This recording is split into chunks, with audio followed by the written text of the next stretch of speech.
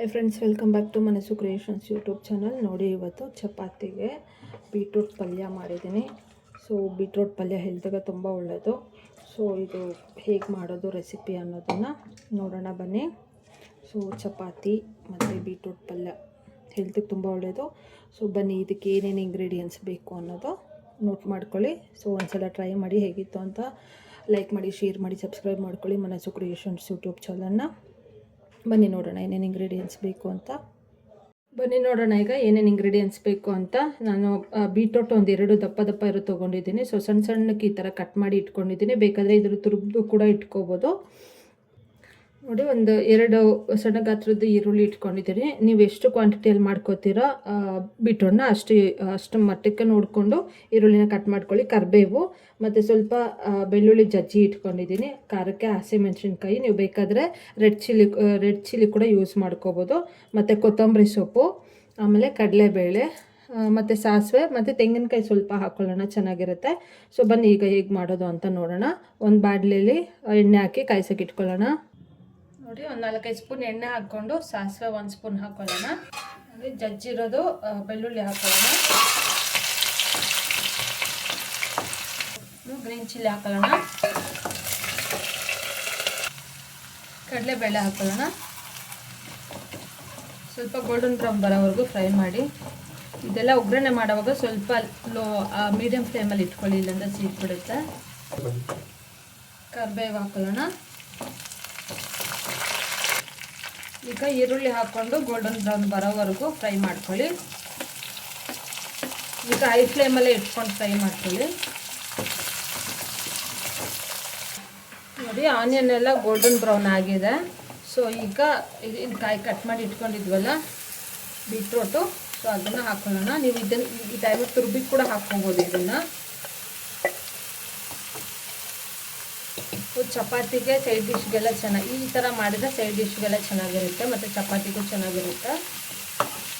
So ಇದನ್ನೆಲ್ಲ ಚೆನ್ನಾಗಿ mix ಮಾಡಿಬಿಟ್ಟು ಸ್ವಲ್ಪ ಉಪ್ಪು ಹಾಕೊಳ್ಳೋಣ. ರುಚಿಗೆ ತಕ್ಕಷ್ಟು ಉಪ್ಪು ಹಾಕೊಳ್ಳೋಣ.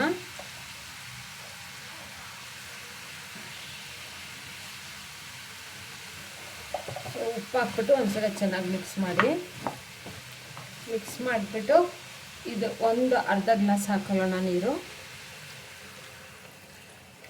ಸೊ ಚೆನ್ನಾಗಿ ಕುದಿ ಬಂದು ಅದರೆಲ್ಲ ಬೇಯ್ಕೊಳ್ಳುತ್ತೆ ಕಾಯಿ. ಸೊ ಇದೇನಿಲ್ಲ ಅಂದರೂ ಒಂದು 5 to 8 ಮಿನಿಟ್ಸು ಹಾಗೇ ತಟ್ಟೆ ಮುಚ್ಚಿ ಇಟ್ಬಿಡಿ, ಹಾಗೆ ಬೇಯ್ಕೊಳ್ಳುತ್ತೆ. ಸೊ ನಿಮಗೆ ನಿಮಿಷ ಗೊತ್ತಾಗಿಲ್ಲ ಅಂದರೆ ನೀರು ಏನಿರುತ್ತಲ್ಲ, ಸೊ ಅದೆಲ್ಲ ಆವಿ ಆಗೋವರೆಗೂ, ಅಂದರೆ ಹೋಗೋವರೆಗೂ ಬೇಯಿಸ್ಕೊಳ್ಳಿ.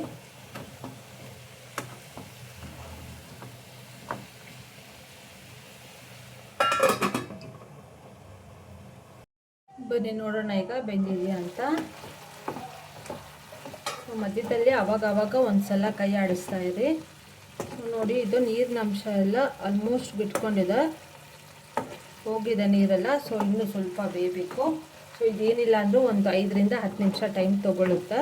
ಸೊ ಸಿಮ್ಮಲ್ಲಿ ಇಟ್ಬಿಟ್ಟು ಬೇಯಿಸ್ಕೊಳ್ಳಿ. ಇದನ್ನು ತಟ್ಟೆ ಮುಚ್ಚಿಟ್ಬಿಟ್ರೆ ಬೇಗ ಬೇಯ್ಕೊಳ್ಳುತ್ತೆ ಉಪ್ಪು ಹಾಕಿದ್ರೆ. ಸೊ ಇದನ್ನು ನೀವು ಕುಕ್ಕರಲ್ಲಿ ಹಾಕ್ಬಿಟ್ರೆ ತುಂಬ ನುಣ್ಣಗಾಗ್ಬಿಡುತ್ತೆ, ಚೆನ್ನಾಗಿ ಅನಿಸಲ್ಲ ತಿನ್ನೋಕ್ಕೆ. ಸೊ ಇದೇ ಥರ ಮಾಡ್ಕೊಳ್ಳಿ ಚಪಾತಿಗೆ. ಮತ್ತು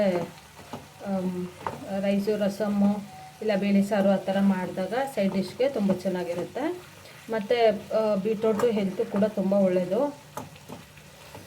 ಸೊ ವಾರದಲ್ಲಿ 1 ಸಲ 2 ಸಲ ಹೀಗೆ ಮಾಡ್ಕೊತೀನಿ, ತುಂಬ ಚೆನ್ನಾಗಿರುತ್ತೆ. ಸೊ ಇನ್ನೂ ಸ್ವಲ್ಪ ಬೇಯಬೇಕು, ಇದು ಬೇಯಲಿ. ಬನ್ನಿ ನೋಡಿ, ಈಗ ಆಗಿದೆ ಒಂದು 10 ಮಿನಿಟ್ಸು. ನೋಡಿ, ನೀರಿನ ಅಂಶ ಎಲ್ಲ ಕಡಿಮೆ ಆಗಿದೆ. ಸೊ ಈ ಟೈಮ್ಗೆ ಬೆಂದಿದೆ ಅಂತ ಗೊತ್ತಾಗುತ್ತೆ. ಇಲ್ಲ ಬೇಕಾದರೆ ನೀವು ಒಂದು ಕಾಯಿ ತೆಗೆದ್ಬಿಟ್ಟು ನೋಡ್ಕೋಬೋದು. ಸೊ ಮೆತ್ತಗಾಗಿದೆ. ಈಗ ಒಂದು 2 ಸ್ಪೂನ್ ಆಗೋಷ್ಟು ತೆಂಗಿನಕಾಯಿ ತುರಿ ಹಾಕ್ಕೊಳ್ಳೋಣ.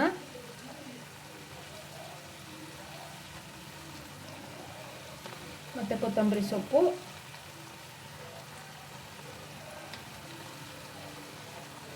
ಒಂದ್ಸಲ ಹಾಕ್ಬಿಟ್ಟು ಚೆನ್ನಾಗಿ ಮಿಕ್ಸ್ ಮಾಡಿ.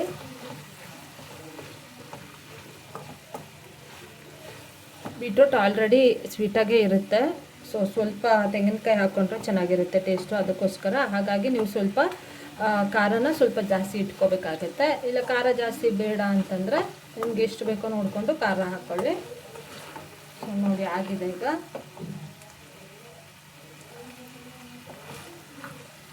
ಬೀಟ್ರೂಟ್ ತಿನ್ನೋದ್ರಿಂದ ಬ್ಲಡ್ನ ಪ್ಯೂರಿಫೈ ಮಾಡುತ್ತೆ. ಸೊ ಹೆಲ್ತಿಗೆ ತುಂಬ ಒಳ್ಳೆಯದು. ಆಗಾಗ ಮಾಡ್ಕೊಂಡು ತಿಂತಾ ಇರಿ, ಚೆನ್ನಾಗಿರುತ್ತೆ. ಸೊ ಇಷ್ಟ ಆದರೆ ಒಂದ್ಸಲ ಟ್ರೈ ಮಾಡಿ, ಲೈಕ್ ಮಾಡಿ, ಸಬ್ಸ್ಕ್ರೈಬ್ ಮಾಡ್ಕೊಳ್ಳಿ ಮನಸ್ಸು ಕ್ರಿಯೇಷನ್ಸ್ ಯೂಟ್ಯೂಬ್ ಚಾನಲ್ನ. So thank you for watching friends.